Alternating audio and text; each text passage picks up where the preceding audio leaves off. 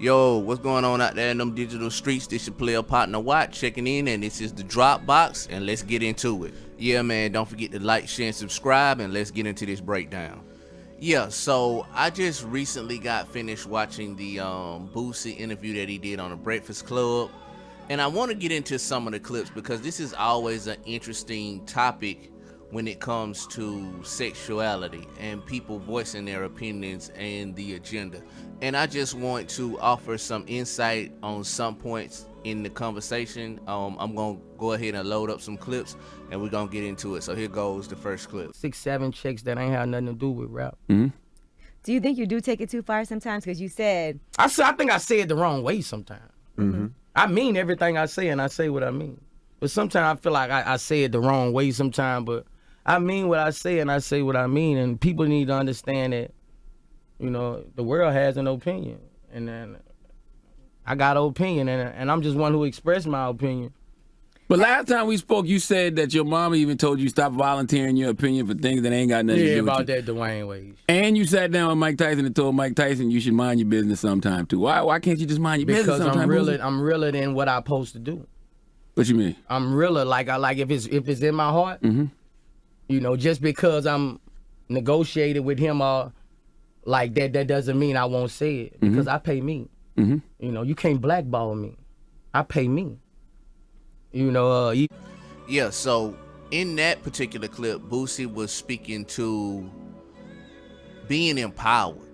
I don't think people understand how important and how key that is to these arguments and these situations. When you're someone that's empowered, you're able to say what you want and really express how you feel, and you aren't condemned or reprimanded by your paymaster, so to speak. And that's the reason why I think that this particular conversation is really dishonest, in the sense that you have someone that's an entrepreneur talking to people that are workers. Because you can tell that the line of thought presented by the Breakfast Club, it sounds like it's coming from somewhere else. Like, these aren't independent thoughts. Even if you disagree or agree on certain things, you can kind of come to the conclusion that's the motivating factor behind this interview, or the objection of this interview. But let's go ahead and get into the next clip. Here we go. attacking our children. You know, you make all the other, you make everybody support this. Who love these rappers? The kids? The kids. Yeah, but you know, you make every rapper go with it. If every rapper go with it, I heard you grab that generation. I know I loved every rapper when I was little. Mm-hmm.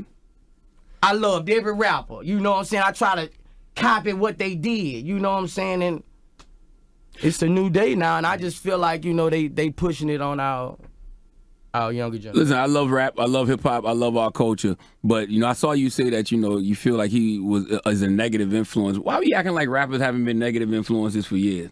Whether it's talking about murder, celebrating the drug culture, the gang culture, violence against women, like we just as negative. So how is he the person that you decide to point at and say, "Oh, you're ruining it for the kids"? What have street rappers done to the kids? I really get offended when. Okay, so during this particular clip, some very interesting things are happening here. Boosie is talking about the effect that, like, the agenda aimed toward kids. And in response to that, Charlemagne says, well, what about hip-hop? And what about all of the negative things that hip-hop promotes? Now, we all know that hip-hop itself, as an art form, it isn't inherently negative. But it does, however, express the experiences of people that speak authentically through hip-hop. So the question shouldn't be why is hip-hop so negative, but why is the experiences expressed inside of hip-hop so negative? And when Charlemagne makes that point of comparing homosexuality to hip-hop, it falls flat. And I think it needs to be noted that even when you speak on hip-hop and the negativity associated with it, at the end of the day, for black people at least, it's a relatable experience. And that's why it connects so well to the audience. And conversely, that's why the sensationalism of Lil Nas X or just the music of Lil Nas X at this point, it doesn't connect with an audience on a mass level because the songs are just meh. Like, there's nothing relatable in the songs, and the only thing that's there is the sensationalism. So people get caught up in that, the presentation, the antics of it all. But the core of it, which is the music, it's not good because it's not relatable. But yeah, let's get into this next clip. All right, nigga, nigga, we don't want you on that TV. Nobody's not gonna, you know. Yeah, I don't understand that logic, Boosie. I saw you say that people be trying to be straight. How you try to be straight? If you're straight, you ain't got to try to be. I don't care. Run it back again. On the video, you said people trying to be straight. You said Lil Nas will dance in front of the men, and this, these little boys trying to be straight. I'm like, how you try to be straight? No, I'm just saying as far as. Yeah, so in this particular clip, Charlamagne throws out another dishonest talking point, to which he says, I don't see how you could become a certain way or how you're trying to stay a certain way. To that I say this: you can point at any correctional institution and you will see that alternative sexual behavior is always present there, and we can't make the deciding notion that, hey, these people are this way because that's the way they came in there, or if it's because of the actual environment. More so speaking, people go in there, they do things, and they come out and they don't do it again, or they don't do it publicly. So what I'm saying is that social environments can be terraformed for desired effects. And I have some thoughts on that. I think I'll save it for later in the video, but let's get into the next clip. Talking all downstairs. Right. So I want to ask you this, because you do have gay people in your life. Do you feel like it is important to have that representation, though? Because there are people who are just gay in this world. That's who they are, and that's how they identify. And so to be able to see yourself represented on TV, because for a child who knows that they're gay, it is difficult when anybody makes it seem like it's wrong or they can't see themselves in movies, in music. You don't think that's important too? Yeah, so in this clip, Angela Yee proposes the question of representation. Now, that is an interesting point, because when we think about representation, what's more important when you're representing someone? Is it more so about your accomplishments and the things that you've done in life and the things that these people or these institutions can do for you? Or is it all about symbolism, identification, seeing something like you? So representation in the sense of symbolic figure does nothing for the people. Now, conversely, if someone said this representation will get you housing or free counseling or the things that are necessary for you to live life as a productive human being, especially in the event that you threaten to lose it by being true and authentic to yourself, then I'm for that. Got the right to what they want to be. If you want to have your kids gay, you can have your kids gay. If you want to protect your kids from being gay, you have that right. Well, I don't know that you want to have your kids gay. It's just that if your kids are gay, they're just gay. Because I do think life is harder for you if you are gay, because there's a lot of 4 times the chance of violence more than the average person, and there's a lot of attacks on LGBTQ community. So I do think you make your life harder. So I don't think anybody's like, I just want to be gay because I've seen it on TV. It's how you feel. Because I've never kissed a woman. I've never done any of those things. And I see it all the time, but that doesn't mean I want to do it, because I think you have to feel like that's who you are to be able to relate to that. I don't think... Was you raised not to do it? I wasn't raised anyway, because I've been around... I'm from New York, so I've seen it all. And I have friends who are gay. I have friends who are trans. But it's never made me say, that's what I want to be. Okay. You think people are born gay, or you think they... I don't know. He has no idea. I don't know. I'm not right, a gay. and you've I'm not seen a it gay. too, and it doesn't make you want to say... I'm not a gay spologist. So in this particular clip, Boosie is expressing parenting or just decision making when it comes to parents. I think that this is a good point that he's bringing up.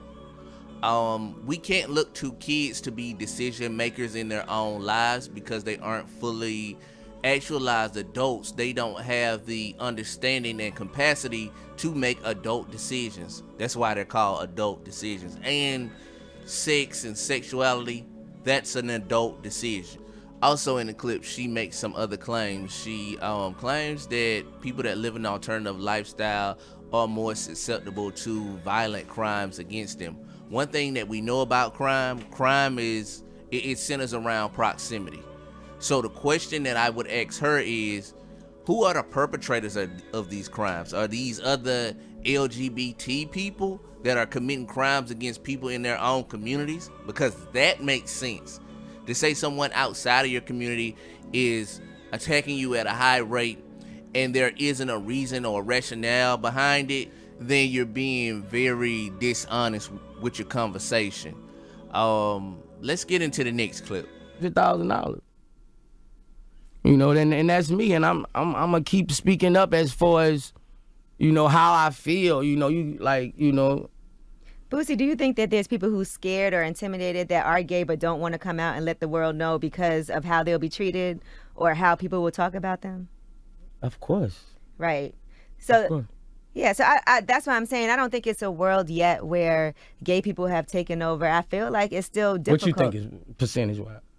I have no idea, because I think there's a lot of people who haven't come out and who won't, just because they're nervous. That's why people are DL. That's why people are doing things on the low and not telling anyone, because they don't want to be judged and they don't want to be looked at a certain way. I'm just a fan of letting you do your thing. I'm going to do my thing, and that's it. You know, and I do want kids to have somebody to look up to. So if they're having feelings, they're not feeling like I'm a bad person because I'm gay, or I'm suicidal, I don't want to live here because people are judging me for that. So I do feel like as role models, as representation, is just important. But, you know, I do want to move on. And it's important with the straight kids too. Just think of two straight kids in a pack of. So yeah, in this clip, Angela Yee proposes the question to Boosie, saying that, do you think people are afraid to come out?